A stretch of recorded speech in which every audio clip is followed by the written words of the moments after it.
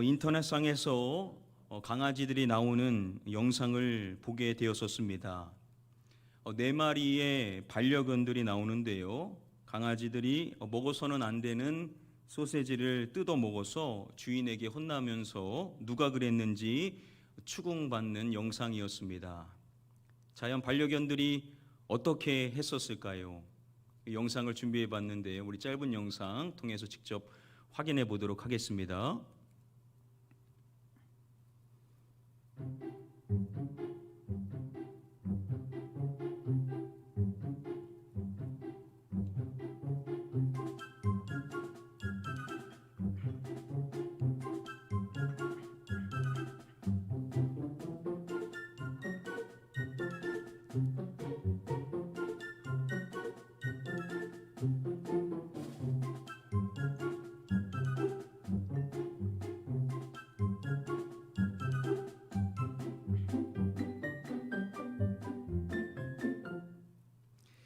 이 영상의 제목이 무엇이었냐면요, 무엇하는 강지들이었습니다.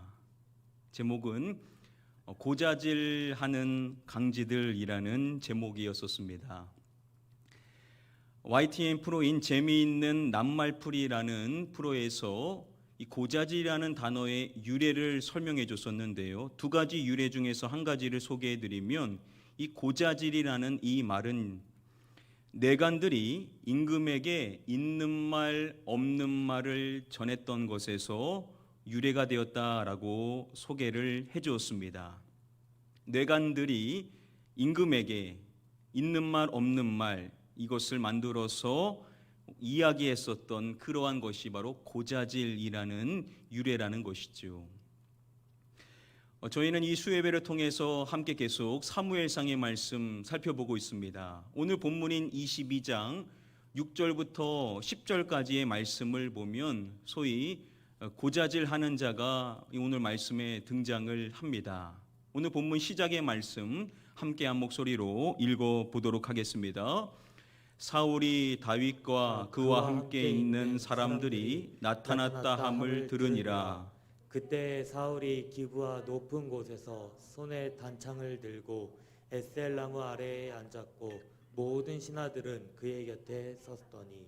사울이 들으니라 라고 이야기함으로써 사울 왕이 접하게 된 소식이 무엇인지를 밝혀줍니다. 그 내용은 다윗과 그와 함께 있는 사람들이 나타났다라는 것이었었습니다. 우리가 지난 시간에 살펴봤었던 내용이죠. 다윗이 모압 땅 요새에 안전하게 있었는데 선지자 갓이 그에게 와서 너는 이 요새에 있지 말고 떠나 유다 땅으로 들어가라 라는 명령의 말을 했었습니다. 그래서 다윗이 그 말을 듣고 유다 땅인 헤레스풀로 이동을 하게 되었었던 것이죠. 이렇게 하게 되면 사울의 공격과 또 사울의 쫓김을 받게 되는 위험에 노출될 수밖에 없는 겁니다. 아니나 다를까 그 소식이, 다윗이 그와 함께 있는 사람들과 나타났다라는 소식이 사울의 귀에 들리게 되었던 것입니다. 그때 사울에 대하여 설명해 주기를, 그때 사울이 기브아 높은 곳에서라고 이야기를 해줍니다. 기브아, 다들 아시는 것처럼 사울의 고향이 어디냐면 바로 기브아죠. 그래서 사울을 이야기할 때 자주 거론되었던 곳이 바로 이 기브아라는 지역이었었습니다. 그때 사울이 기브아 높은 곳에 있었던 것인데요, 말씀은 말하기를 손에 단창을 들고 있었음을 이야기합니다. 여러분, 지금까지 사울의 손에 단창이 들려 있었다라는 말씀이 나오는 그 배경은 무엇이었냐면, 그를 섬기고 있었던 다윗을 그가 죽이고자 했었을 때 이 표현들이 나왔었죠. 그가 여러 차례 단창으로 다윗을 죽이고자 했었습니다. 그런데 그의 손에 그 단창이 들려 있다라는 것은 그가 여전히 다윗을 죽이고자 하는 마음으로 가득하다라는 것을 나타내는 것이겠죠. 그리고 또 말씀은 이렇게 이야기합니다. 에셀나무 아래에 앉았고 모든 신하들은 그의 곁에 섰더니. 지금 사울 왕은 앉아 있고 모든 신하들은 그의 곁에서 서 있는 상태입니다. 이와 같은 것은요, 지금 사울이 자신의 신하들과 더불어 공적인 회의를 갖고 있다라는 것을 나타내 주신 것이라고 학자들은 설명을 합니다. 과연 무엇에 대하여서 이야기를 나누는 것일까요? 사울이 자신의 신하들에게 이러한 이야기를 합니다. 너희 어떠한 사람들아 들으라 라고 사울이 이야기를 합니다. 자, 너희 누구 사람들아 라고 이야기하죠? 너희 베냐민 사람들아 라고 이야기를 하는 것입니다. 여러분, 사울이 어디 지파 사람이었었죠? 베냐민 지파 사람이었었죠. 그리고 지금 그들이 있는 이 기브아 땅, 바로 베냐민 지파의 땅이었었습니다. 지금 사울이 자신의 지파 사람들, 그들 가운데 자신을 섬기는 그 신하들을 불러서 기브아 땅에서 회의를 하는 것입니다. 그들에게 이러한 이야기를 하는 것이죠. 이새의 아들이 너희에게 각기 밭과 포도원을 주며 너희를 천부장 백부장을 삼겠느냐. 이새의 아들, 누구를 말하는 것입니까? 다윗을 말하는 것이죠. 다윗이 너희에게 각자 밭과 포도원을 주고 너희를 천부장과 백부장으로 삼겠냐라고 이야기를 하는 것입니다. 여러분, 이것이 과연 뭘 말하는 것일까요? 사무엘상 8장에서요, 일찍이 사무엘 선지자가 왕을 요구하는 백성들에게 이러한 이야기를 해주었습니다. 그가 또 너희의 아들들을 천부장과 50부장을 삼을 것이며 그가 또 너희의 밭과 포도원과 감난원에서 제일 좋은 것을 가져다가 자기의 신하들에게 줄 것이며 라고 이야기를 했습니다. 즉 왕이 너희의 아들들을 천부장과 50부장으로 삼을 것이고 너희의 밭과 포도원을 자기의 신하들에게 줄 것이라는 겁니다. 즉 천부장, 백부장, 50부장 이렇게 삼고 또한 밭과 포도원을 신하들에게 주는 것은 누가 하는 일이냐? 바로 왕이 하는 일이라는 겁니다. 지금 사울이 자신의 신하들에게 이새의 아들이 너희에게 밭과 포도원을 주고 너희를 천부장과 백부장으로 삼겠느냐라고 말하는 것은 다윗이 왕이 되어서 너희에게 그런 것을 베풀어 주겠느냐라고 이야기를 한다라는 것이죠. 이 말인즉 이것을 뭘 말하는 것이냐면 그들에게 그러한 혜택을 주는 사람은 누구였냐면 사울이라는 겁니다. 지금 이 이야기를 듣는 신하들은요, 사울로부터 그러한 좋은 대접을 받아오고 있었던 사람들이었다라는 것이죠. 왜 그들에게 이러한 이야기를 꺼내는 것일까요? 이어지는 말씀을 보면 사울이 그들에게 이렇게 이야기를 하는 것입니다. 우리 함께 한번 이어지는 본문 말씀 읽어보도록 하겠습니다. 너희가 다 공모하여 나를 대적하며 내 아들이 이새 아들과 맹약하였으되 내게 고발하는 자가 하나도 없고 나를 위하여 슬퍼하거나 내 아들이 내 신하를 선동하여 오늘이라도 매복하였다가 나를 치려하는 것을 내게 알리는 자가 하나도 없도다 하니. 자신에게 혜택을 받고 있는 사람들한테 사울이 이렇게 말하는 겁니다. 너희가 다 공모하여 나를 대적하며. 지금 그 신하들이 다 공모하여서 자신을 대적한다라는 겁니다. 여러분, 왜 이렇게 사울이 이야기를 하는 것일까요? 사울이 하고 싶은 말은 이어지는 다음의 내용입니다. 내 아들이 이새의 아들과 맹약하였으되 내게 고발하는 자가 하나도 없고, 자신의 아들인 요나단이 이새의 아들 다윗과 맹약하는 것에 대하여서 자신에게 고발하는 자가 그들 가운데 하나도 없다라는 겁니다. 그리고 또 두 번째로 이렇게 말합니다. 내 아들이 내 신하를 선동하여 오늘이라도 매복하였다가 나를 치러 하는 것을 내게 알리는 자가 하나도 없도다.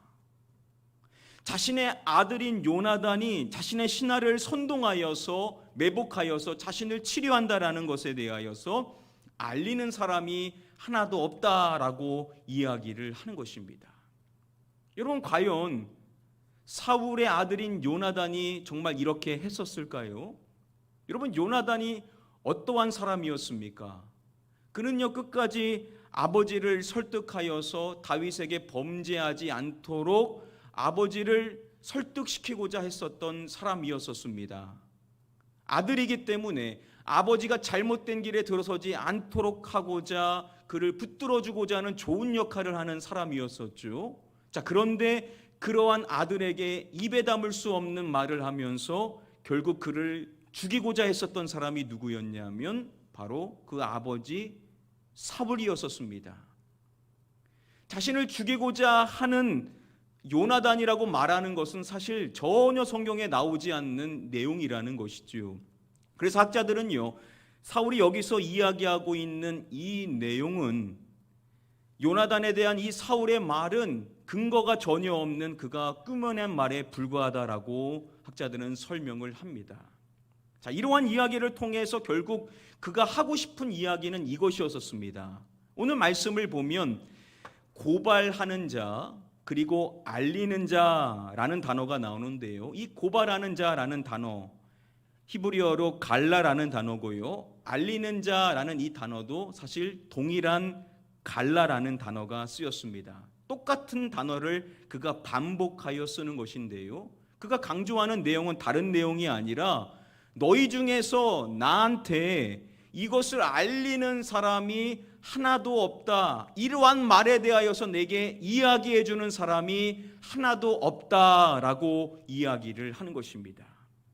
여러분, 사울이요, 듣고 싶은 내용이 있습니다. 그 내용은 뭐냐면 다윗과 연관되어져서 다윗을 조금이라도 도와주는 사람이 있다라는 사실에 대하여서 들어서 다윗을 직접 잡지는 못하지만 그 다윗을 돕는 사람에게 해코지하고자 하는 마음이 그 안에 가득했었던 겁니다.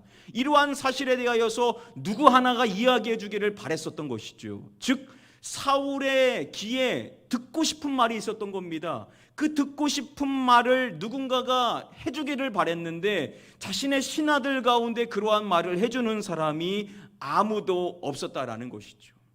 자신이 듣고 싶은 말을 해주는 그러한 사람이 있기를 그는 바랬는데 단 한 사람도 듣고 싶은 말을 해주는 사람이 그의 신하들 가운데 베냐민 같은 지파에 그에게 혜택받는 사람들 중에서도 그러한 이야기를 아무도 말해주지를 않았다라는 겁니다. 자, 그런데 이어지는 말씀을 보면 한 사람이 등장을 하게 됩니다. 그가 누구인지 말씀은 이렇게 이야기를 해줍니다. 그때 도액이 사울의 신하 중에 섰더니라고 말씀을 해줍니다.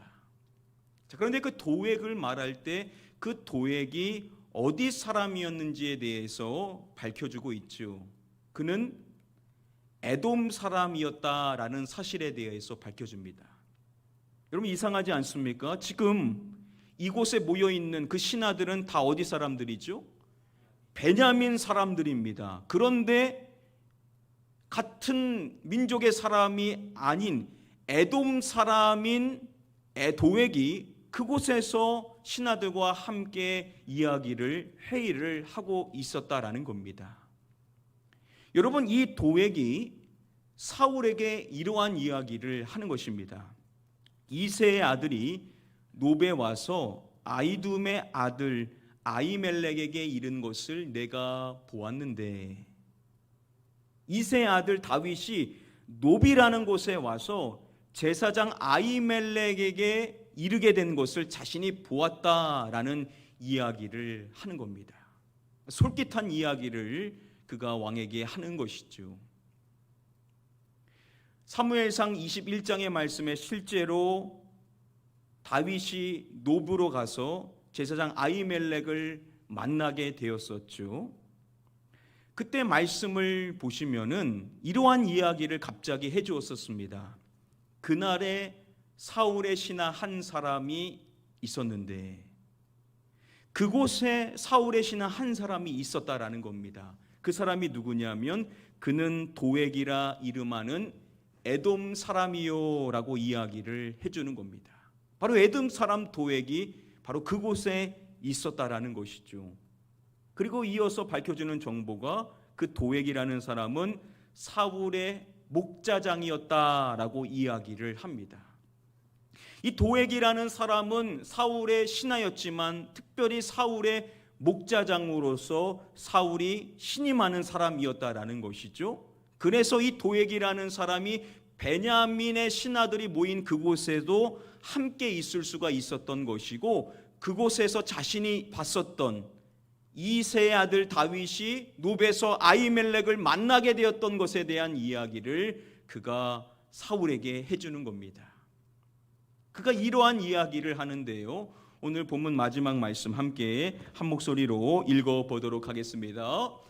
아히멜렉이 그를 위하여 여호와께 묻고 그에게 음식도 주고 블레셋 사람 골리앗의 칼도 주더이다. 자, 아히멜렉에게 그가 했었던 일이 무엇인지, 다윗에게 해주었었던 일이 무엇인지를 도액은 세 가지로 이야기를 사울에게 하는 것입니다. 그 첫 번째 내용은 아히멜렉이 그를 위하여 여호와께 묻고, 다윗을 위하여 여호와께 물었다라는 것을 이야기하고요. 또한 두 번째로 그에게 음식도 주었다라는 사실에 대하여서 이야기를 해줍니다. 그리고 마지막으로 블레셋 사람 골리앗의 칼도 주더이다라고 이야기를 합니다. 어떻게 보면 사실에 입각하여서 이야기를 한 것처럼 보이지만 가장 중요한 내용을 그는 빼놓았던 것이죠. 다윗이 제사장 아히멜렉을 만나러 왔었을 때 다윗이 그에게 뭐라고 말했냐면, 왕이 자신에게 명령을 하여서 그 명령을 받고 자신이 비밀스럽게 이곳에 왔다라는 이야기를 했었습니다. 그러니까 다윗이 이렇게 이야기를 했었기 때문에 자세한 내막을 몰랐었던 아히멜렉이 다윗의 요청하는 것을 들어주게 되었었던 것이죠. 그런데 이러한 전후 맥락에 대해서는 싹 자르고 사울이 듣기를 원하는 내용으로서 그가 다윗을 위해서 했었던 일에 대하여서 이야기를 해주었었던 것입니다. 여러분, 이 이야기를 들었었던 사울이 나중 아주 끔찍한 일을 명령하게 되고 이스라엘 역사 가운데 아주 치욕스럽고 아주 비참한 사건이 이 일로 인하여서 발단되어지게 됩니다. 나중 말씀을 보면요, 세번역 성경으로 보면 다윗이 그곳에 있었을 때 이 도액이라는 사람이 거기서 자신과 아히멜렉이 만나는 것을 보고 있었음을 알았다라는 내용에 대해서 이야기를 합니다. 그때 여러분, 다윗이 뭐라고 이야기를 하냐면요, 세번역 성경으로 보면 이렇게 말합니다. 그가 틀림없이 사울에게 무엇 하겠다라는 것에 대해서 그가 알게 되었었다라고 이야기를 하는데요, 뭐라고 말하냐면 그가 틀림없이 사울에게 고자질 하겠다는 것에 대하여서 이야기를 합니다. 다윗이 불길한 느낌을 들었던 것인데 이 도액이라는 사람이 사울에게 가서 이 고자질을 할 것에 대해서 그가 짐작할 수가 있었다라는 것이죠. 자, 이 사건과 관련하여서 우리가 시편의 말씀 가운데 살펴봐야 될 시편의 말씀이 있는데요, 시편 52편의 말씀을 꼭 우리가 살펴봐야만 합니다. 이 시편 52편의 말씀을 보시면은 그 표제에 이러한 내용이 기록되어 있습니다. 에돔인 도액이 사울에게 이르러 다윗이 아히멜렉의 집에 왔더라 말하던 때에라고 이야기를 함으로써 바로 오늘 본문의 배경을 가지고 이 말씀을 기록하고 있는 다윗의 기록이 시편 52편에 담겨져 있는 겁니다. 이러한 내용으로 그가 말하는데요, 우리 함께 한번 말씀을 읽어보도록 하겠습니다. 내 혀가 심한 악을 꾀하여 날카로운 삭도같이 간사를 행하는도다. 내가 의를 말함보다 거짓을 사랑하는도다. 간사한 혀여, 너는 남을 해치는 모든 말을 좋아하는도다. 다윗이 도액에 대하여서 말하는 겁니다. 뭘 말하냐면 내 혀가 심한 악을 꾀하여, 도액의 혀가 심한 악을 꾀한다라는 겁니다. 그리고 그 혀에 대해서 말하기를 날카로운 삭도같이 간사를 행하는도다라고 이야기를 합니다. 그의 혀는 날카로운 삭도 같다라는 것이죠. 그리고 내가 의를 말함보다 거짓을 사랑하는도다라고 말함으로써 그의 혀는 거짓을 말한다라는 겁니다. 그리고 또 말하기를 간사한 혀여, 너는 남을 해치는 모든 말을 좋아하는도다라고 이야기를 하는 겁니다. 그의 간사한 혀는 사람을 해치는 말하는 것을 계속해서 쏟아 놓는다라는 것이죠. 여러분, 다윗이 도액이라는 사람에 대하여 이야기할 때 그가 주목하는 것이 뭐냐면 그의 혀인 것입니다. 즉 그의 말에 대하여서 그가 이야기를 하는 것이죠. 여러분, 그의 말로 인하여서 아주 끔찍한 일이 자행되어질 수밖에 없었다라는 것을 이 시편에서 이야기를 해주는 것이죠.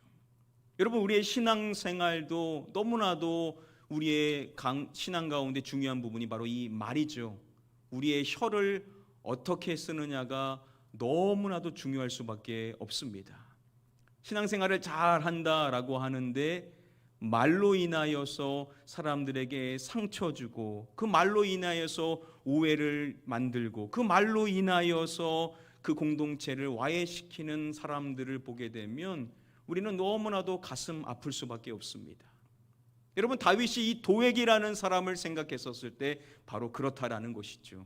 그러면 여러분, 도액이라는 사람이 전혀 신앙이 없는 사람이냐? 그렇지가 않습니다. 그가 여호와 앞에서 있었다라고 이야기를 함으로써 그가 제사장들이 있는 곳에 있었던 데에는 분명한 신앙적인 이유가 있었음을 유추해 볼 수가 있습니다. 그러니까 우리도 그런 거죠. 우리가 하나님의 전에 있고 여호와 앞에서 예배하는 자들인데 우리의 혀가 다른 사람들을 아프게 하고 다른 사람들의 관계를 틀어버리게 하고 그 말로 인하여서 상처를 주는 혀라고 한다면 어떻게 우리가 진정으로 여호와 하나님을 믿는 사람이라고 할 수가 있겠습니까? 우리가 고자질하는 것을 좋아하면서 그 말로 인하여서 다른 사람들에게 고통과 아픔을 지어주고 한다라고 한다면 우리가 어떻게 참되게 하나님을 예배하는 자라고 말할 수가 있겠습니까? 오늘 우리는 이 도액이라는 사람을 통해서 우리의 혀를 지키는 것이 얼마나 중요한지에 대해서 배워볼 수가 있습니다. 오늘 각처에서 예배하시는 우리 모든 성도님들, 여러분들의 혀가 여러분들의 신앙을 나타낸다라는 사실을 기억하시고 여러분들의 말하는 것을 주의하고 여러분들의 그 혀를 지킴으로 말미암아 거룩한 말들만을 하실 수 있는 성숙한 주의 백성들이 되시기를 주님의 이름으로 간절히 축복하며 축원드립니다. 이제 말씀을 맺도록 하겠습니다. 야고보 사도가요, 야고보 말씀, 특별히 3장의 말씀에 보면 우리에게 아주 중요한 교훈에 대해서 이야기를 하죠. 우리 함께 한번 다음에 야고보서 3장의 말씀 마지막으로 읽어보도록 하겠습니다. 혀는 곧 불이요 불의한 세계라. 혀는 우리 지체 중에서 온몸을 더럽히고 삶의 수레바퀴를 불사르나니 그 사르는 것이 지옥불에서 나느니라. 여러분, 야고보가 혀에 대해서 말하는데 여러분, 혀는 곧 무엇이요? 라고 말합니까? 혀는 곧 불이라고 이야기를 합니다. 여러분, 이 혀라는 것이 얼마나 무서운 것인지에 대해서 경고하는 이야기를 우리에게 하는 것이죠. 우리가 이 혀로 인하여서 엄청나게 많은 피해를 줄 수가 있다라고 이야기를 하는 것입니다. 그리고 믿는 사람들에게 그가 이러한 이야기를 하죠. 이것으로 우리가 주 아버지를 찬송하고 또 이것으로 하나님의 형상대로 지음받은 사람을 저주하나니. 우리가 이 혀로 우리 주 하나님을 찬송한다라는 겁니다. 그런데 또 이것으로 하나님의 형상대로 지음받은 사람을 저주한다라고 그는 말하는 것입니다. 동일한 혀를 가지고 찬송도 하고 저주도 한다라는 겁니다. 저주도 하고 찬송도 한다라는 것이죠. 이것이 어떻게 마땅할 수가 있겠느냐, 야고보 사도는 이야기를 하는 것입니다. 우리의 혀를 돌아보기를 원합니다. 우리의 말을 돌아보기를 원합니다. 여러분, 우리가 하나님을 찬양하는데 우리의 그 동일한 혀로 다른 사람에 대하여서 안 좋은 이야기를 하고 굳이 하지 않아도 되는 말들을 함으로써 오해를 일으키고 상처를 주고 공동체를 흐트러 버리게 되는 그러한 혀로서 세상 사람들에게도 보여준다라고 한다면, 그리고 우리 공동체 안에서도 그러한 모습을 보여준다라고 한다면, 여러분 얼마나 그 모습이 안타깝게 보여집니까? 우리가 다른 사람을 생각할 것이 아니라 우리 자신에 대해서 이 시간 좀 생각해 보기를 원합니다. 저와 여러분들의 혀는 어떠한 혀입니까?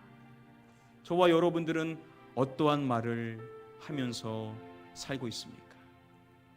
우리가 하나님을 찬양했다라고 한다면 그 동일한 혀로서 우리는 다른 사람들을 세워주고 칭찬하는 말들만을 해야만 될 줄 믿습니다. 아멘. 이 수예배를 함께 예배하며 나아가시는 우리 주의 백성들, 우리 모든 성도님들은 여러분들의 혀를 잘 지켜서 하나님을 찬양하고 그 동일한 혀로서 다른 사람들을 일으켜 세워줄 수 있는, 격려하는 말, 다른 사람들에게 힘을 실어줄 수 있는 말들만을 하실 수 있는 성숙한 주의 백성들이 되시기를 마지막으로 주님의 이름으로 간절히 축복하며 축원드립니다.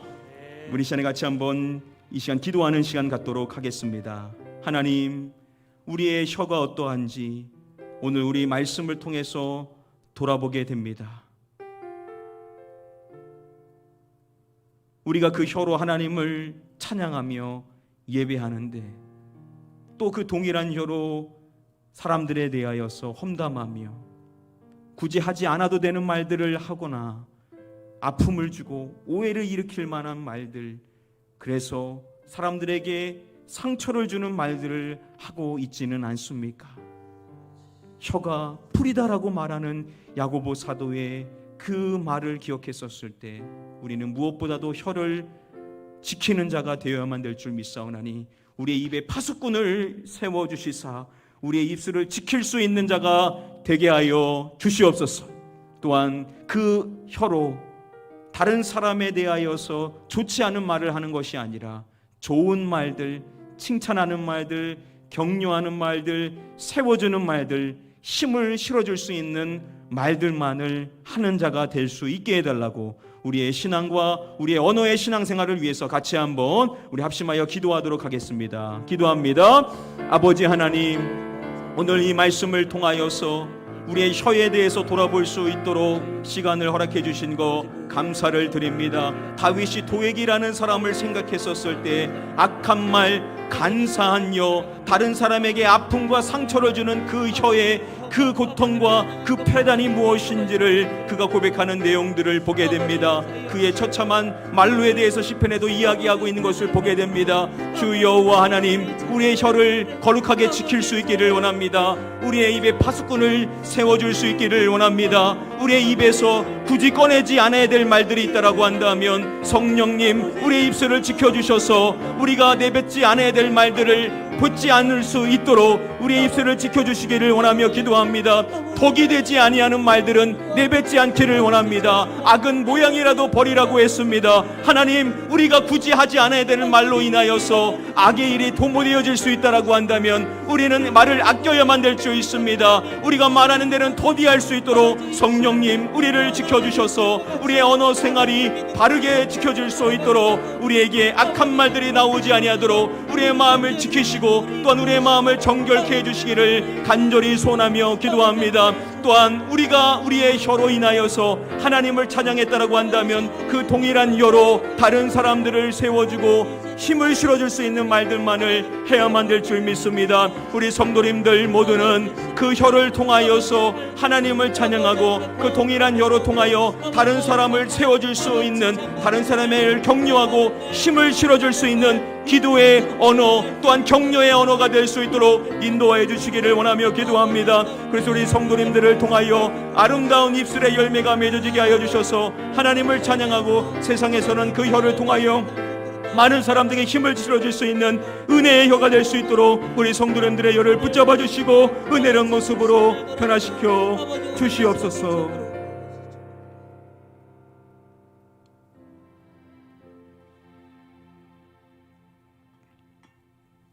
아버지 하나님, 도액이라는 사람을 보게 됩니다. 사울이 듣고 싶은 말, 그 말을 함으로써 인하여서, 그 고자질로 인하여서 엄청나게 아픈 사건이 발생하게 되는 것을 보게 됩니다. 혀가 불이라는 야고보 사도의 그 말씀을 기억해 보게 됩니다. 우리가 무심코 내뱉은 그 말 하나로 인하여서 매우 아픈 사건들이 드러날 수가 있게 될 수 있다는 사실을 우리는 주의 깊게 기억하며 우리의 혀를 마땅히 지켜야만 될 줄 믿습니다. 말하는 데는 더디하라 하여 싸우나니 주여, 우리가 하지 않아도 되는 말들, 우리의 말을 주여 느리게 하여 주셔서 우리의 말을 지켜주셔서 우리의 입에 파수꾼을 세워주셔서 우리가 내뱉지 아니해야 되는 말들 우리의 입 밖에 나오지 않도록 우리를 지켜주시기를 간절히 소원하며 기도합니다. 그래서 우리의 입술로 인하여서 상처받는 사람들 없게 하여 주시옵시고, 실족하는 사람들 없게 해 주시옵시고, 우리의 말과 혀로 인하여서 낙심하는 영혼들이 없을 수 있도록 우리의 혀를 지켜주시옵소서.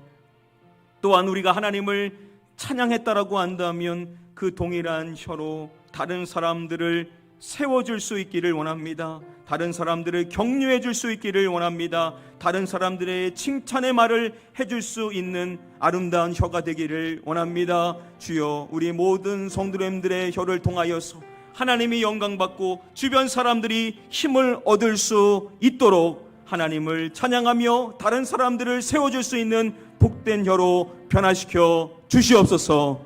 그래서 우리 성도님들을 통하여서 주변에 있는 사람들이 그 고른 입술로 인하여 은혜를 받게 하여 주시옵시고, 이 어두운 세상 속에서 우리 성도님들의 입술을 통하여 주변에 있는 많은 사람들이 살아계신 하나님의 은혜가 무엇인지를 목도할 수 있도록 우리 성도님들의 입술의 열매를 통해서 하나님의 영광이 드러나게 하여 주시옵소서. 이제는 우리 주 예수 그리스도의 은혜와 아버지 하나님의 무한하신 사랑과 성령님의 감화감동 위로교통 축복 충만하신 은혜가 입술을 지키고 그 입술을 통해서 하나님을 찬양하고 또 다른 사람들을 오직 세워줄 수 있는 말들만을 하기를 결단하며 머리 숙인 이전에는 우리 모든 성도님들 머리 위에와 그 가정과 그 일터 위에와 우리 가나안교회 위에 영원토록 함께 계시옵기를 간절히 축복하며 축원드리옵나이다. 아멘.